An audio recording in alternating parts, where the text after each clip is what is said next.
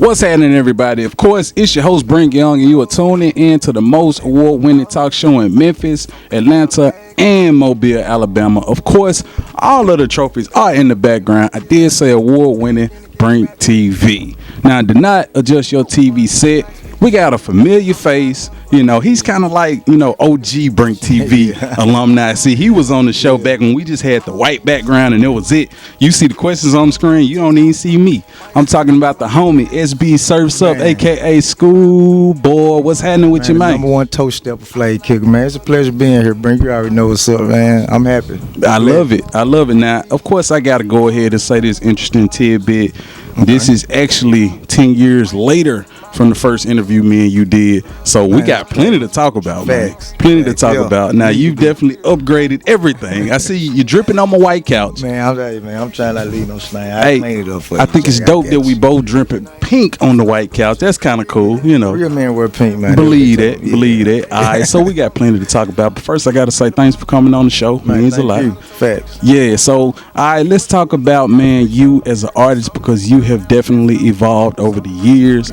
I can remember seeing you in a group called the Graffiti Boys, and then venturing off into a solo career, having multiple hits, multiple big looks. Now, a little birdie told me, just grab my ear, whispered in my ear and said, you signed to Sony Red, the Orchard. Is that true? The bird was correct. The bird got the word for me. Okay. So it's a blessing. I got to say congratulations, man. Thank you. It's a big thing, you know what I'm saying? Like I said, blessed. A lot of work to go, though,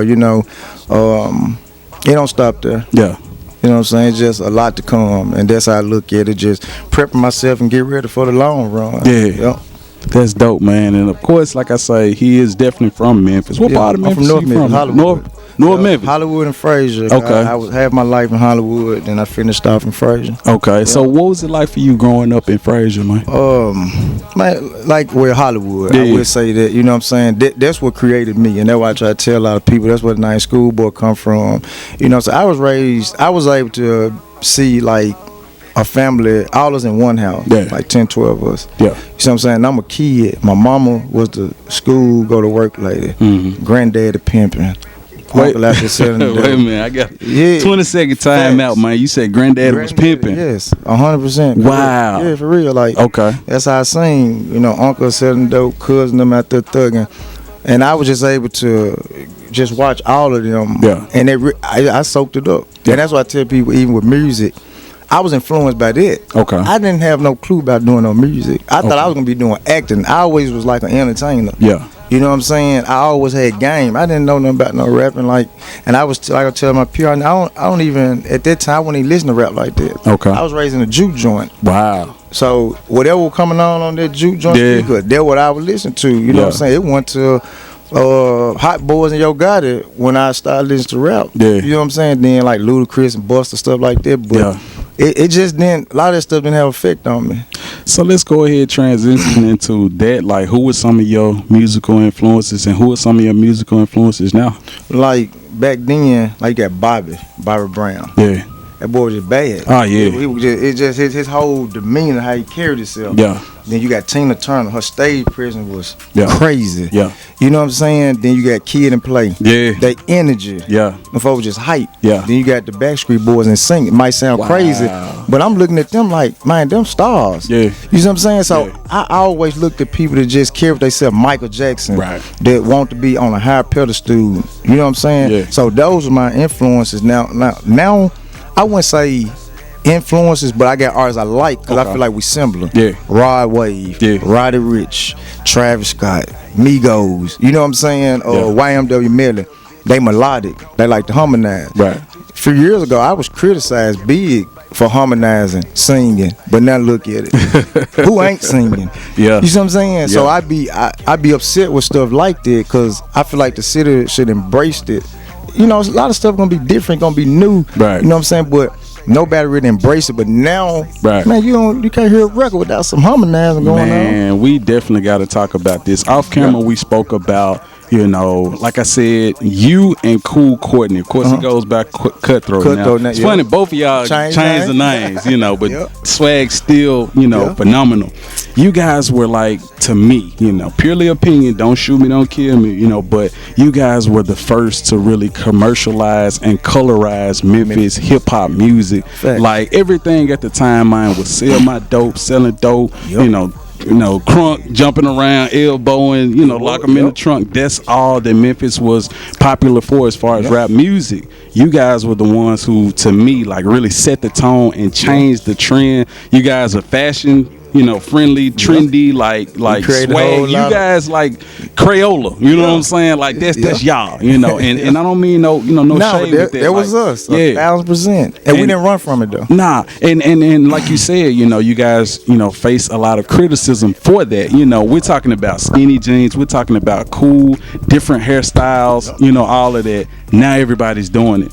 Even, you know, the artists that you named, and of course, like I say, this is not Shade Avenue. This is not, but respect, like, speaking facts. Even the artists that you've named, I feel like you guys been did that. Like, you know, like I said, this is a 10-year anniversary. You was doing all of that 10 years ago. You know what I'm saying? Like, you know, how does criticized for it? Exactly. So how does it make you feel to see things like that and, you know, just be like, I've been there, done that, you know? How does it make you feel? A little while ago, I guess I was upset and I thought about it. Don't be upset. You should be happy because the way I think, I'm moving on the right track. Right. Some people just ahead of our time. Exactly. And then it catches up. Yeah. But I used to be hot because I felt like I was the stepchild of Memphis. You know what I'm saying? Yeah. I'm noticed and loved, but not appreciated. Okay. You know what I mean? Yeah. You know, stepchild, they come around, you know what I'm saying? They get this and that because they have to, but that's how I felt for a long time. I'm like, I'm trying to create something for the city to work, because there's a lot of artists like us now. It ain't just not just me and Cool Court. Think about how many more kids like us that want to come out their shell, but somebody say, no, man, you got to rip the street. I'm from the hood. Right. I probably did more street stuff than have some folks street talking about. It's just, I don't want always that to be out in the air and there people to look at me like that. You know what I'm saying? Facts. So for a long time, did something to me, but as I got older, I'm like, you know what? Man, you did something and you doing something now to even move forward with it. So be happy and just keep carrying that torch like that. Eventually, people gonna catch on like what you doing. You paying homage, you showing respect. Right. So eventually, a lot of people would do that. That's how I look at the situation now. Like the respect is coming for sure. Cause I mean, like I feel like, man, you guys is kind of like the Little Richard of Memphis rap. Like y'all, you know what I'm saying? Kind of transcended a lot of things, and now what you guys did before is like the status quo. You have to, you know, like you said, be melodic. You have to sing. You have to do all of this. You know? Man, it's coming. Crazy. It's coming. So let's go ahead and talk about, of course, the pandemic. That's the elephant in the room. You know, how are you able to maneuver and make money as an artist? You know, how has it been for you? You know, these last, what has it been, about 8 months now? It's been a little bit. Yeah. So, man, like I said, I was raised in a certain environment, so I always had hustler ambitions, hustler thoughts. That's how I move anyway. Yeah. So I always had a plan before I even thought of, like, if something happened, I just be like, I always have a B, C. Some people just say, yeah, plan that. No, you gotta be careful with this. I always had stuff set up to say, well, if this fails, then I have this, so I can fall on this.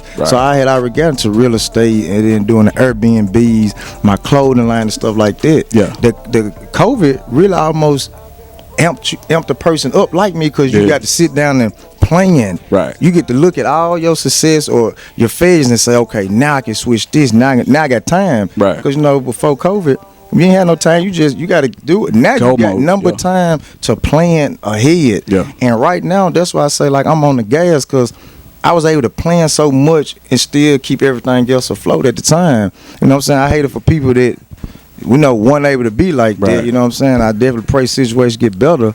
But like I said, the way that I am as a person, where I was always thinking before, I would keep another plan. You know what I'm saying? Just to, if that plan A stopped for a second, I got plan B. Right. And I can always go back to plan A once it crank back up. So that's how it was for me. Yeah. Yep. Now, another thing we got to talk about real quick, man, because like I say, of course, came from the Graffiti Boys, you know, had the single, Break switch, ride swerve. Yep. Exactly. Now I gotta be frank right quick, man. I remember the first time I heard that song was 2004. Yeah. You know, I remember I was in the mall and I ran into this cat. I believe his name was Calico Jones. You know, shout out to him in the Rolling 20s. You know, But I remember seeing it, and then years later, that was you guys' record. Now, initially, that was his record. Now, of course, we all know how people are very critical about ghostwriting and all of that. Like, were there ever any reservations from you about accepting something? Because I understand you guys had your own lyrics on the verse, but the chorus and the, all of that. Like, were there any reservations from you? Man, I don't know. This is somebody else's stuff. I don't know. Nah, and the reason was Calico. I met him younger, right? Okay. So that's why I call him my god brother. But the way he met me, because we was killing the talent shows with a song called Rumble. Okay. Wild as a Taliban, Watch Me Dance. Okay. So I had already had big records. Yeah. So when he came to me with the proposition, I'm like, oh yeah, that's right up our alley. Yeah. So because it's like, I'm already doing this. Right. You know what I'm saying? You just got another one. And at the time when he brought the record, I was working inside of 100 Promotion. Okay. Now, when I had these other 3 songs, we were still in school. Right. We weren't working for them. So it just like was timing. He brought it to me right when I'm like a year in, meeting all these labels and doing all this work, and then bam. Yeah. Because, them 3 songs was, a little down. Right. Then bam, he come with this. Yeah. I was like, yeah, we got to have it. And I had the other 2 artists that was on it first. I knew them. Yeah. You know what I'm saying? We just had a conversation like, he want to go this route. You know what I'm saying? And it really, everybody was cool with it. We actually did 2 songs with the artist that was on there after that. Okay. So it was never no bad, bad vibes or no bad blood and nothing like that. It was like praises, because the record was just sitting. Man, you can't let no hit record just sit, man. You gotta move that. Hit records cannot collect dust. You gotta pull them out, man. Man, please do. Yeah. Facts. Now we definitely gotta fast forward just a little bit. Okay. We gotta talk about that. I Wanna Be Her, man. That was it. I want, ooh, man, that was the banger. I'm talking about, like I mentioned, like I say, you colorized Memphis, hip hop. Now, let's talk about that video, man, because I remember it was a beautiful young lady. Man, that young lady made me run out of so much lotion. I mean, my gosh, what was her name, man? Well, April Pratt. April Pratt. Now, if y'all don't know who April Pratt is, Google it. That's all I'm going to say. We ain't finna get into no details. She was OnlyFans before OnlyFans. Man, I promise. So how did y'all link up for that, man? Somebody actually introduced me to her when they found out I was shooting a video. Okay. Because the video was last minute. Yeah. We was actually finna shoot a song called Make It Clap, me and Smurf. Okay. Be A Man was getting so hot. Yeah. We just hurry up, reversed it quick and shot it. But when we was looking for models, I had put the word out. And then the guy that was managing her, he brought her through. Man. But she had loved the song, so you know what I'm saying? It was about 20 girls there. Man, where's she in there? I have no idea. Man, I'm finna get on my Google game. I promise I'm getting on my Google game. So that was actually you said that was the uncut version, right? Uncut version, yes. Because we didn't have, like I said, it was last minute. Yeah. So what we did was we just used it for content, and then that did it, because that was like 7.7 million on World Star. Wow. Yeah, and this one World Star went oversaturated like it was now, so it was a big deal to have them type of numbers, because I remember I was up there with Waka Flocka, Gorillas Zone, I think Rocco, and my numbers, they was up there. That's with the uncut version. So it was live, man. That was a huge record. That's amazing, man. Like I say, that song, man, it did so much, not only in Memphis, but it did a lot, like in this whole tri-state area. Man, we definitely got to talk about that. Explain, because there's a lot of people out here watching. Like I say, we air in Atlanta and we air in Mobile, Alabama. They might not be familiar with this Memphis, Atlanta, Mississippi vibe that we got going. Matter of fact, the BrinkTV show airs in parts of those states as well, but just go ahead and explain to them like what the culture is like in this whole tri-state movement, man. What is it like? I think we created a lot of what's going on. You know what I'm saying? I think a lot of the big markets have taken a liking to the tri-state. Yeah. You know what I'm saying? From, like I said, the way we dress, the sound, the animation, the dances. Yeah, a lot of the dances. You know what I'm saying? And when I created Be Her Man, if you look at the timeline, it wasn't even twerk songs out. Nah. You know what I'm saying? So I created a wave then. And then you think about how many came after that. You pull the dates up. Yep. So the record was huge. And I did the unthinkable with Be Her Man, because I was breaking records crazy. But when I went to Harlem, New York, and perform Be Her Man at Rucker. Wait a minute, man. They done it. Wait a minute now. You say you went all the way to Harlem. Yeah, I was invited to Harlem. I gave out like 4 or 5 bikes. Yeah. And I performed to Be Her Man. You know, people was afraid at the time to go up there because OJ had just got booed. Yep, OJ the Juice And Man. I was booked right the month after. Yeah. You know what I'm saying? But when I took to that court and gave them that personality that flayed, man, people went crazy out there in Rucker Park. We talking about Rucker Park. Yeah. Historic Rucker Park. Yes. Yep. Man. Murder Mook was there. Okay. He showed me love. It was this other freestyle guy that was big at the time with Murder Mook. I forgot his name. But no, it was big on the freestyle scene. Yeah. And for them to give me the respect, they was like, man, you know, everybody ain't lyricist rap, everybody ain't this. Like, man, we love it. Right. Y'all, we need to come back with that. You know, so I went back to New York twice after that. Yeah. You know what I'm saying? So that was big for me to come from the South and be able to conquer up top like that. Man, that was, man, I was so happy. Yeah. You know, so I ain't want to get booed. Man. You won't come back to the city booed, man. Now that would have been a world star moment. World star with heavy deal. No, man, them folks showed me love, man. Yeah. So that was a blessing. The same way, like now, Be Her Man's a classic. You know, that's one thing that I find interesting. I actually used to live in New York for a while, and one thing that I realized, like, they actually do kind of welcome Southerners, you know, a little bit. They actually, you know, like it. Of course, racism is everywhere, you know, but in the South, it's kind of worse, man. We got to talk about racism in Memphis, man. We got to talk about your thoughts on it, as well as have you ever experienced any of that, you know, because, of course, pretty much growing up, young black man in Memphis, we all have, but we all got different stories. Like, tell me yours, man. Yeah, like I said, I remember during Ride Swerve, we had to be special guests at 152. Okay. You know what I'm saying? Now, everybody, you know, artists, clubs say no hats, but the artists usually I mean, cool, it's you know different. what I'm saying? I mean, you're artist. special guest, like, So, you know, so we get there, we getting checked, everything cool. The guy that was running it, you know, white guy, sit at the church, people know him. He was like, you know what I'm saying? I mean, you can't come in, you got your hat on. Security, everybody trying to tell him this cool, boy, he's crazy. Right. He didn't want to hear it. So we kind of bumped guns about 2-3 minutes, and he just ended up, like, real as I know it, like, just gone. Wow. I'm like, what? Wait a minute. Yeah, so even the security guys, everybody like stunned, like, but then nobody speak up. Right. So you know what I'm saying? I'm out there, I'm speaking up now. I don't recall if being too disrespectful. You know what I'm saying? We talk about a young school. Yeah, I don't tell you what I might have said, but I remember along the lines, I'm like, damn, I'm here supporting your spot, this and that. Man, before I knew it, man, 6 MPD folks on me, man, trying to flip me. You know what I'm saying? I never forget they broke my jewelry, my cell phone, everything. I tried to fight back, you know what I'm saying? And they tried, like I said, they tried to book me. They was jumping you. I mean, that's how I look at it. That's not a fair fight. Right. Man, right. Back then, I was 130, man. Soaking wet. You know what I'm saying? So, but from that day, one thing I did learn, though, man, trying to stand up to him like that, man, that don't do them to put you in a bad situation. Nah. You know what I'm saying? I learned how to better myself and then do it like that, because when they want you to get ignorant, they want you to do the opposite. Right. And find another way out. And that's just my opinion. Yeah. You got Martin Luther Kings, you got Malcolm X's. I think I'm both. You know what I'm saying? But with the racism stuff, in my opinion, sometimes we got to find another way, because the crazy stuff only lasts for so long. It died down. Then it happens some more. Oh yeah. So how do you fix that? You got to hit them where it hurts. Yeah. Fighting them folks, that don't hurt them. Nah. You got to hit their pockets. Yeah. I done figured that out. Yeah. Real talk. So I look at it like, if we just try to continue to support black businesses, black owners, black influencers, you know what I'm saying? Do that and watch. I think it will change. I say I think. Now I'm not 100% sure, but I think they will get the picture. Say, hold up. I agree. Something going on here. I agree, because stocks is going down over here, but they rising over there. Right. And then I think that would make a difference. I definitely agree, man. One thing that we have to do as a people, like, we have to start using paperwork. That's the name of that game. It's paperwork. You know, it's so easy that you cuss them out or punch them or whatever. That's easy. Throw them in jail. That's it. You know.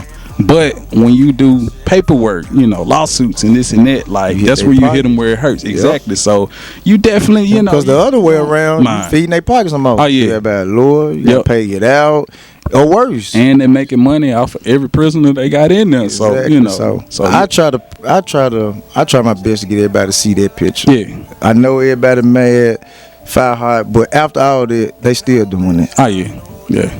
So that didn't work. We got to figure out something else. Nah, that's like I said, that's my opinion. Everybody got their own opinion about how it should be. Man, but that's mine. That's how I teach my kids. I got 2 black boys, man. Yeah.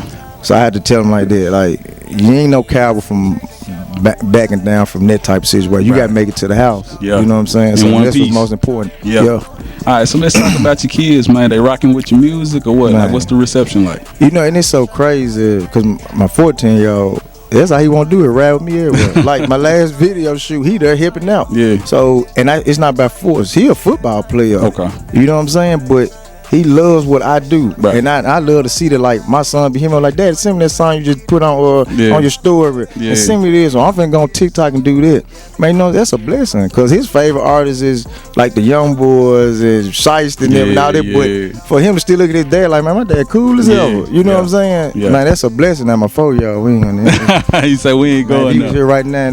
Oh, this should be totally doing an interview outside. He's something else. Yeah. But I love it though, man. Raising them boys growth. You know what I'm saying? Yeah.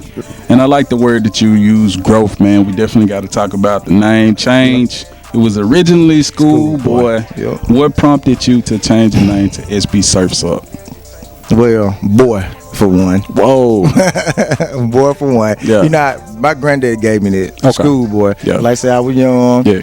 I was getting game, going back, schooling, over my age. Yeah. But outside of the boy, you know, other artists start coming out and they had more firepower. Schoolboy Q, Rich Kid Schoolboy. Now me and Rich Kid Schoolboy was getting confused a lot. Okay. Cause we almost look alike. Okay. You know what I'm saying? Like real talk. Like, and I was in Atlanta. You know what I'm saying? And I don't think he ever just kind of Memphis, but we was getting confused a lot. And I just told myself, revamp mode. You know what I'm saying? Because you're going through new stages in life. Everything's changed. Stuff is different. Just revamp. That was then, this is now. You know, the Schoolboy put in a lot of work. He paved the way. He did his thing. Now it's SB Surfs Up time to finish the race. Like passing the baton to yourself. You know what I'm saying? And that's how I looked at it. Yeah. I didn't want no more confusions, no more boy. You know, it's like the folk that were little. Yeah. You know, they like, I don't want to be little this no more. You know what I'm saying? So it was kind of the same thing, just a little bit of both. And I was able to keep SB, still Schoolboy, then Surfs Up. And Surfs Up is just surfing over the obstacles in life. Okay. Dodging the haters, which is the sharks. Yeah. That's how I look at it. Everybody surf. Yeah. Because everybody got obstacles to overcome. I don't care who you are. Millionaire, low class, middle class. Everybody dodging obstacles, trying to be better. Right. And every time it might be a little wave you get over, then the medium wave, then a lot. You know what I'm saying? You just have to surf over. So that's what the two mean. Now we definitely got to talk about the single, man. What music you got out right now, man? I got 2 albums out. Kicking My Flave, Simple But Fancy, and these was albums to just create the new body of work under SB Surfs Up. Yeah. Me and DJ J Brown got a record out with me, Eddie Valero, Trey Drizzle, Word of Mouth. Me and my brother-in-law got that Go Shout Out. Then I got My Whole Life, My Little Chick on the West Coast, and this new record under Sony Red, The Orchard, Drought King Music is gonna be Mode. Because like I said, Drop King Music, that's my bass label. Okay. You know what I'm saying? Then we just partnered up with Sony Red, The Orchard, and Mo. It's finna be big. Like we putting out all the big guns for this. Most definitely. They are DJ J Brown already breaking the record here in the city. Him and DJ Q. Yeah. So it's been a blessing, man. Like I said, to be sitting here talking about this, getting ready to gear up. It's exciting, man. You know what I'm saying? You mentioned the name that I definitely got to kick it with the homie Trey Drizzle. Hey, yeah, I miss with Trey, man. That Word of Mouth, though. Yeah. You know what I'm saying? It's a great record. Great record. Hopefully we'll be shooting a video before the year, out of top of the year for Word of Mouth. Now we got to go ahead and talk about the hair, man. The roost, man. The what? The roost. So that's what you. The rooster. Yeah, you know, it's like the roost, man. Yeah. Hey, listen, you got to be a toast level flame kicker. Yeah. You know what I'm saying? But. And it naturally came like this. Okay. Like people now be making it up. Yeah. I just was sponging my hair, and then I didn't know what Freeform locks was. Okay. I never heard of it. Yeah. But my hair started to just form, and the way they was going was just going forward. Yeah. I never said no breeze up try. I never twist with my hand. So it's like it was supposed to be like this. The rooster. You know what I'm saying? So if anybody start wearing it. Yeah. You just woke up one day rooster. Man, the rooster. It's gonna be hard for him to get like this. Yeah. I don't even know how to do it. So how long you been growing it? You know, it's crazy. I had her on my head ever since Ride Swerve. I just had a hat on. So I have always had her. Had a fade. I remember you had a fade. I had a fade. So I done had a fade since 2008. Yeah. You know what I'm saying? Just trim it, but the Freeform, it's been like this like 2 years. Yeah. Going into the phase. Right. Into this point. But like 2 years. All right, so let's go ahead and talk about, what is it called? Memphis Music Month? Memphis Music Month. Okay. Started in 2011. Okay. And what we're doing now is trying to bridge the gap because there's a disconnect with their foundation and actually the music in Memphis. Right. So now it's time to bridge the gap, and I'm gonna be the first person to do it. Okay. Yep. Milton, he's a publicist for the Memphian, and he's trying to help do that too. So me and him partnered up. Outside of they, like I said, they got their foundation, but he wants to find artists to stand on this, and I'm gonna stand on it because I have said time and time again, a lot of cities and states got a lot of flav from Memphis. Yeah. And I can't knock them from taking it and doing. They put the twist on the spin. That's what it was. You know what I'm saying? But now we have so much talent out there, and with this Memphis Music Month, I think it can be huge. Yeah. Like festival, just think about like Rolling Loud. Yeah. Why Memphis can't be close to that if we musically influenced like this? Right. Memphis in May, huge. So the month of October, I feel like with probably just the artists in Memphis, we could pull off a concert so crazy. Yeah. You know, so that's how I look at it. I think this is big, and I pray that the artists in Memphis get aboard and stand on it too, so we can have something. Stop saying they taking our stuff. Let's stop saying that. Let's do something about it. And this is it. A whole month saying Memphis music. Yeah, bro, this would be huge. All right, so for more information, they can probably tune into your social media. Yeah, because I'm gonna be posting a lot about it, and then I start, posting the people that's fully in control of it. Yeah. Okay. But if anybody want to know about it, hit me up, and I put them in the hands of Milton and the rest of them guys over there. All right, since we talking about social media, go ahead and run all your social media for the people, man. SB Surfs Up on Instagram. Twitter SB_Surfs Up, Spotify SB Surfs Up, Apple Music SB Surfs Up, YouTube SB Surfs Up, everything SB Surfs Up. I don't think I underscores Twitter. I like Instagram. I'm on there quite often. Everything else I be lacking. They be getting on me about that, but Instagram I be on. I like Instagram. Most deaf.